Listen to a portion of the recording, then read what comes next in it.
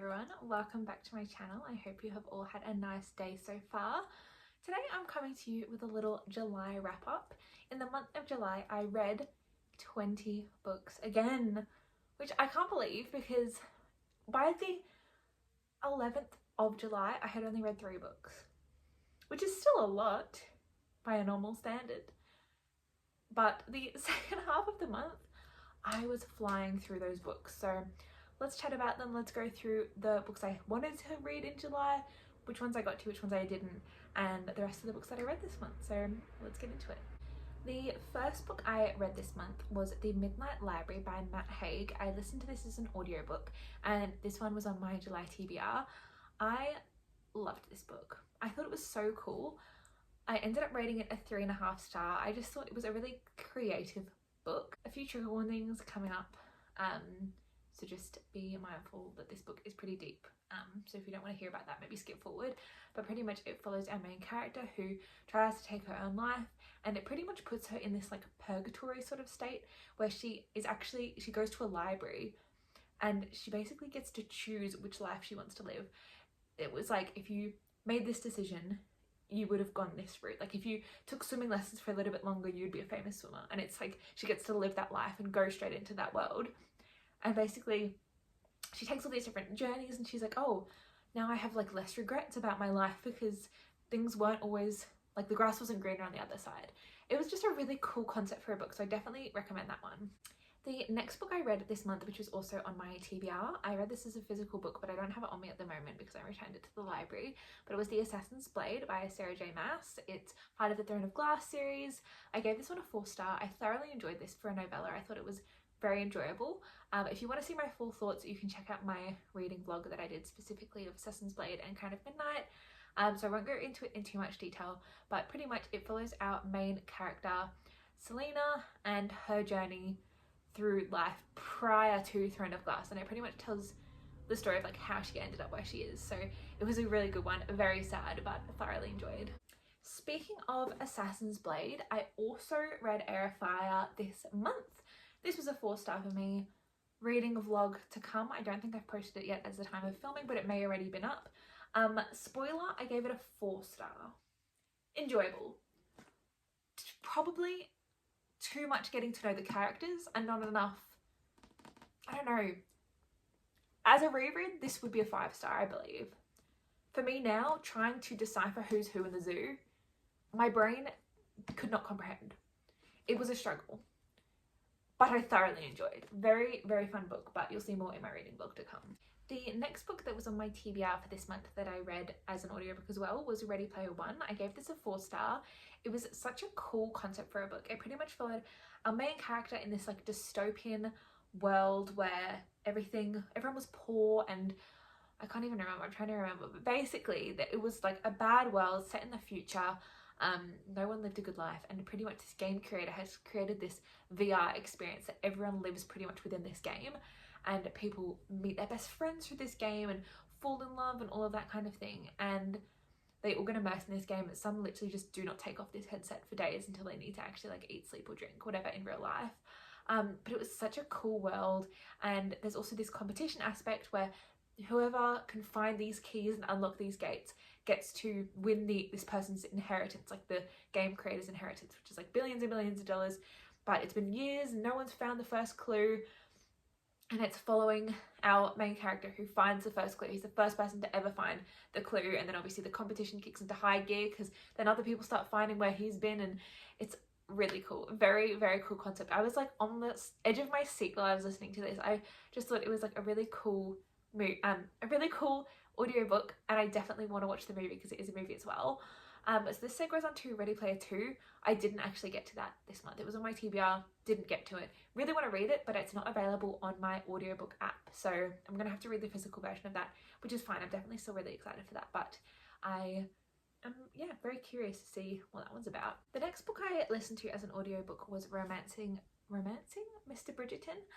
I gave this a 3.5 star rating. I thought it was pretty good. It was pretty enjoyable. I also read the next 2 books in the Bridgerton series, To Sir Philip with Love, which I also gave a 3.5 star, and When He Was Wicked, which I gave a 4 star. I won't go too much into these. I did listen to them all as audiobooks, and I have only 2 more Bridgerton books to go, which I'm going to try and finish this month.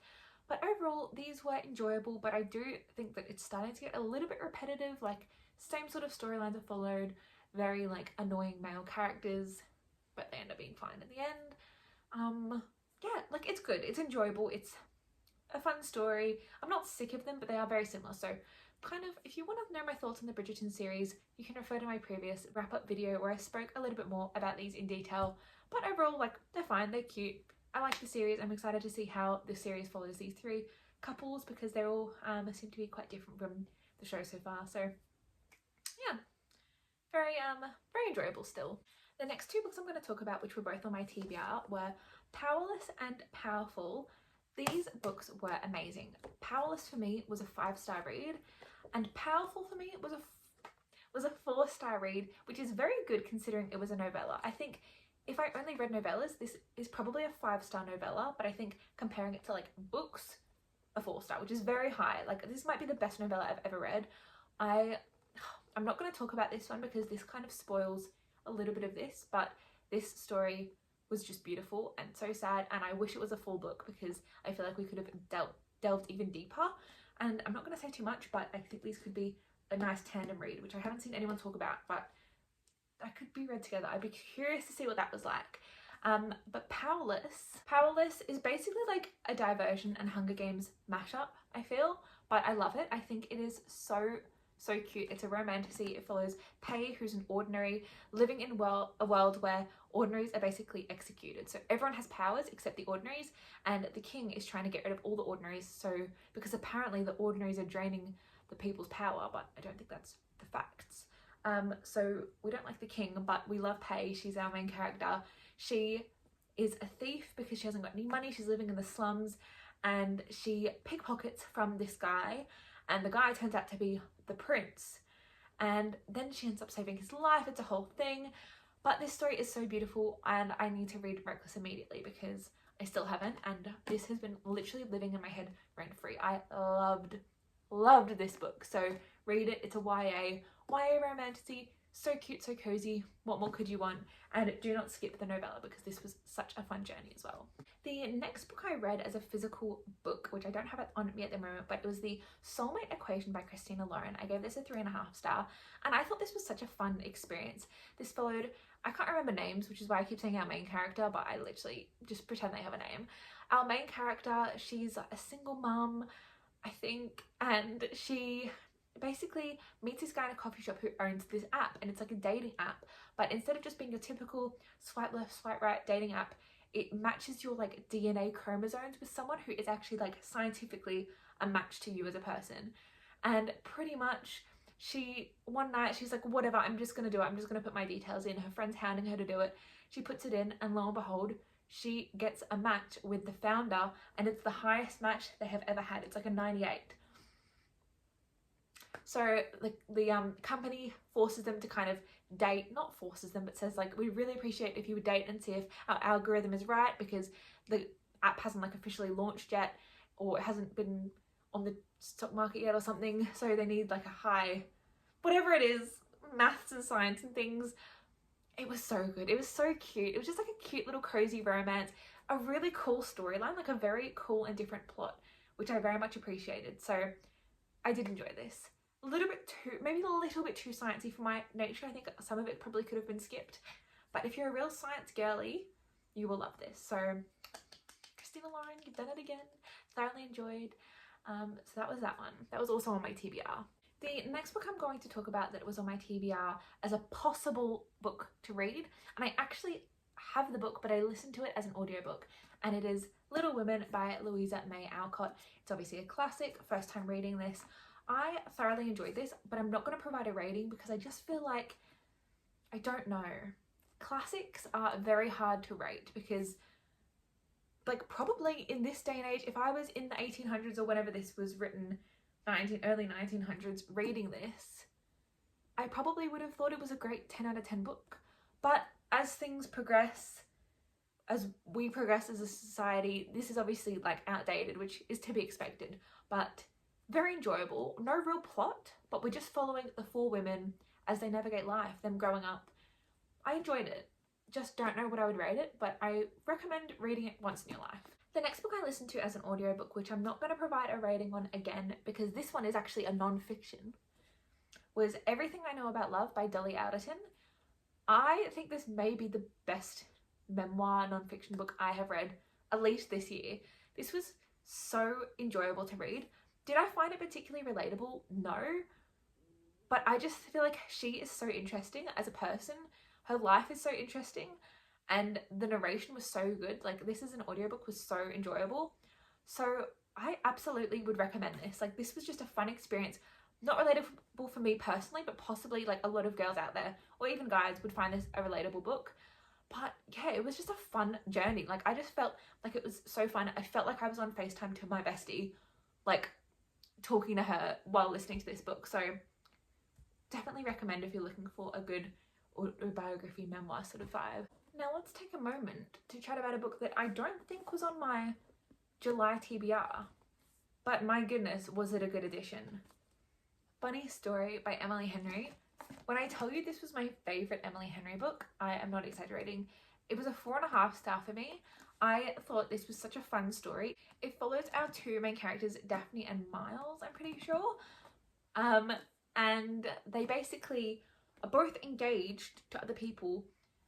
The other people break up and then they get together and then they're single and sad. Because the two other people, they were like childhood sweethearts, and then they were like, oh, we're about to get married, but actually we're going to get together instead. So they kind of had that to bond over. She ends up moving in with him because she has nowhere else to stay because she gets kicked out of her ex's house, and they decide to fake date to make their retrospective fiancés jealous. It was such a cute story, but it was also so deep and just so nice, and she was a librarian. We love. She was everything. They were everything. I love them as a couple. She knew who she was as a person. He was there to support her. They just complemented each other beautifully. It was just such a great book. And now I only have one Emily Henry book to go until I've read them all, but this was my favourite so far. I thought this was so much fun. So read this book. Just do yourself a favour. The next book I read was You'll Be the Death of Me by Karen M. McManus. I listened to this as an audiobook. At the time, I gave it a 3.5 star rating. It's a YA thriller, but I cannot tell you what happened. I'm gonna have to Google it. I've just had a little Google of the blurb and it's kind of coming back to me. It pretty much follows 3 people at school. They used to be best friends. They're not best friends anymore, but they kind of come back together on a whim. They decide to skip a day of school together. It'll be fun. Let's go and do something. Just the 3 of us skip school. We're all under a lot of stress or whatever.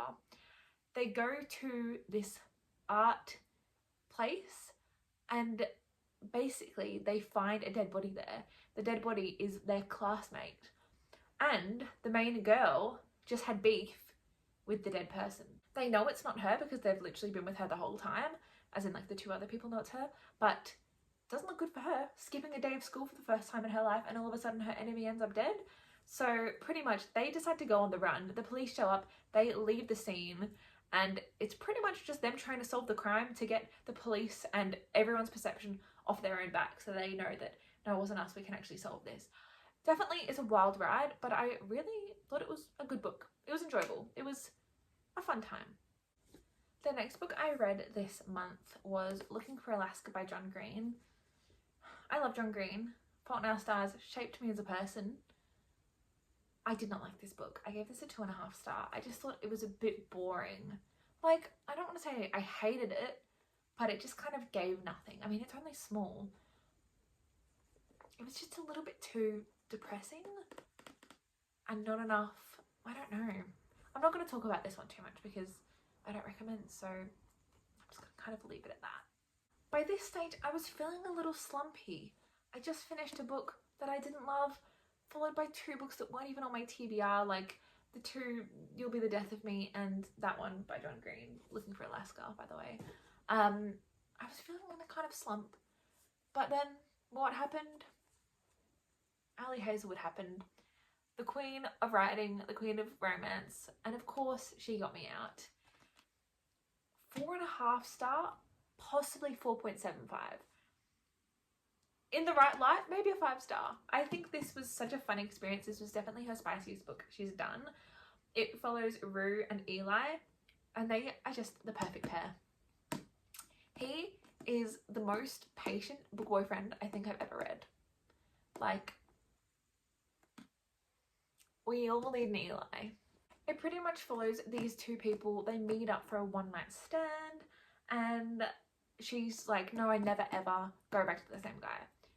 Next day, his company comes into her workplace and says, we're trying to buy your workplace. Like, whatever, sciencey things. It's another STEM book, by the way, which Ali Hazelwood is the queen of. But they want to buy her work. He's like the one of the partners or something who's very high up. It's one of her best friends and her mentor's company. So now they're like on opposite sides of this takeover, but they just can't stay away from each other. They're like, we need more. And they get more every other chapter, but it is so good. Such a fun time. I love anything that Ali Hazelwood writes, so read this book. But yeah, definitely her spiciest episode. If that's not your vibe, maybe avoid this one. But I thought it was such a fun time, and it was just so cute. So give this one a go. I'm going to skip ahead, but this is the last book that I had on my TBR that I actually read. Leather and Lark. I finished this yesterday at the time of recording. I gave this a 4-star, and it's probably a weak 4-star. Like, I wouldn't quite drop it to a 3.5 or a 3.75, but I think it's kind of gotten lucky to get to a 4-star. This was a fun book. Like, this was so fun. 4 stars, that's a really good rating. Even a 3.5 is a good rating. It just didn't hit the same as Butcher and Blackbird. Butcher and Blackbird, I was cackling. I was laughing out loud. This, I wasn't, but I thought it was fun. It was enjoyable. It was, you know, dark, funny, spicy. I also really like how she's including like a kind of thriller mystery element at the end. Like, it's kind of a little bit scary. Like, maybe not scary, but there's kind of a little bit of a mystery. What's going to happen? Stakes are high, which I do really like at the end of it. It follows, if you don't know what Butcher and Blackbird is, it basically follows this couple who they end up getting married, whatever. That's the first book. The second book is following that guy's brother and that girl's bestie, and these two end up getting fake married because basically his family are under attack kind of from her family's side because they're all like killers, and Lark thinks the only way to save Sloane, which is her bestie, is to marry Lachlan, aka Leather. And I actually don't know why I said aka Leather. I'm assuming he's the Leather, but I don't even remember how that plays into it. But yeah, Leather and Lark. She's Lark, that's her name. Leather, it's probably really obvious, but I can't remember. But yes, his name's Lachlan. And yeah, fun story, fun vibe. Doesn't quite hit the same as Butcher and Blackbird, but definitely recommend. So that was everything I had on my TBR. I actually have more books that I read that I'll talk about soon. I didn't read The Hating Game. I'm going to read that this month. I didn't read Just for the Summer because I've decided that I'm going to read Part of Your World first. I was going to read Just for the Summer, but it's the third book in a series. Standalones, interconnected standalones, but the people voted and they actually said that I could read Just for the Summer, but it was quite a close vote, and people were DMing me saying I should read Part of Your World first because it kind of provides more context. So I'm going to do that. I'm going to hold off. I really want to read Just for the Summer, but I think it's probably only fair if I read Part of Your World first. And I also didn't read Dear John, but I don't really care about that. It's on my rotation for this month, possibly again. And then just the 2 Bridgerton books. I read 3 out of 5. Wasn't planning on reading the whole 5, but yeah, that was my TBR. And now let's get back into the rest of the video. The next book I listened to as an audiobook, but I actually own the physical copy, which is why I read it, because I just wanted to get the physical copy read, but I just don't have it on me. It's in my other room. Is Car Rer by Matthew Riley. I gave this a 3.5 star. I thought it was a cool book, especially because it's like based in Australia at past, and I think it's written by an Australian author. It follows a young boy, I think he's like 14, and he goes into this like hover car training championship thing where they have to race, and the winner gets this big opportunity to go somewhere else. Basically just following him and his journey in racing, and then there's all this politics behind it and all of sabotage, like people try and kill him, he nearly dies. He also gets to race with his brother who's called like Bug or the Bug, and the brother honestly makes the story. He is so cute and just, he also doesn't speak. So whenever he does speak or whenever he says something to the main character, it just makes it so much sweeter, and just like their relationship as brothers is so nice. But yeah, overall this was a pretty good book. I would recommend it. It's, if you're looking for kind of something different, it was a cool little breakup of the books that I'm reading. I don't even know what genre this would be, just general fiction maybe, but yeah, it was a cool book. It was enjoyable, action packed, so yeah. The next book I read was Alone with You in the Ether. I gave this a 4-star. This was a really different book than anything I've ever read before, but I thoroughly enjoyed it. I don't even know how you describe the plot of this, but it pretty much follows two people who are just fundamentally different in every way, and I can't even remember why, but pretty much they decide that they're going to have 6 conversations with each other to like get to know each other. I think because he wants to try and find out when she's lying, and he thinks he can do that if he has 6 conversations with her. He's trying to solve time travel. He's quite eccentric, but he also, they both have like a lot deep down, like they suffer with a lot. It's very like deep and not dark, but like it's quite heavy in terms of that at times. But it's just following them, their story as friends, and then how they become more, and then how everything kind of happens at the end. I don't even know how you would describe this book. I think it's just beautiful. Like, it's so nicely written. It's so different. It's so deep. I don't even know what else I would say, but it's just like, I don't even know what you would call the plot, but just read it. Do yourself a favour and read this book. That's all I have to say. And the final book I listened to as an audiobook was Ciao for Now. I would give this a 4-star. I thought this was like a fun little romance, easy to read, cute romance. It follows our main character who goes to Rome to do like an internship at a fashion school or some sort of like fashion thing that they have going on. She's a little bit older than everyone in her class. She thinks she's falling behind in life. And then she ends up meeting the coordinator's son, who ends up being this big director, and they are like enemies off the bat, but obviously then they kind of become a little bit more enemies to lovers, of course. And it's just basically following them, their story, her in this fashion world trying to make her way, trying to pave her path.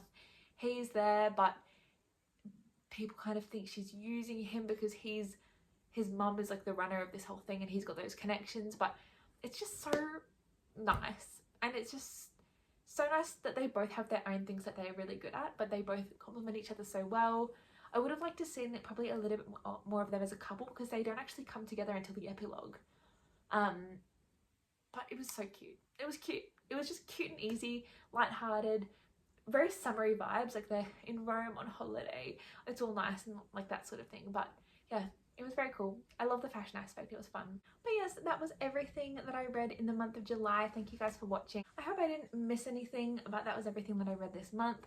A little bit of variety in genres and things I wouldn't usually read, so it was cool to mix things up a little bit. And I'm super excited to get into the month of August because I have some really exciting things on and exciting books that I have on my TBR. But that was pretty much everything. If you guys have anything that you want to say, make sure you comment it down below. Let me know if you have any recommendations. I would really appreciate any that you have. And let me know if you've read any of these books and we can chat about our thoughts together. So yeah, that was all I had for today's video. Thank you so much for watching, and I hope you have a lovely rest of your day. Bye!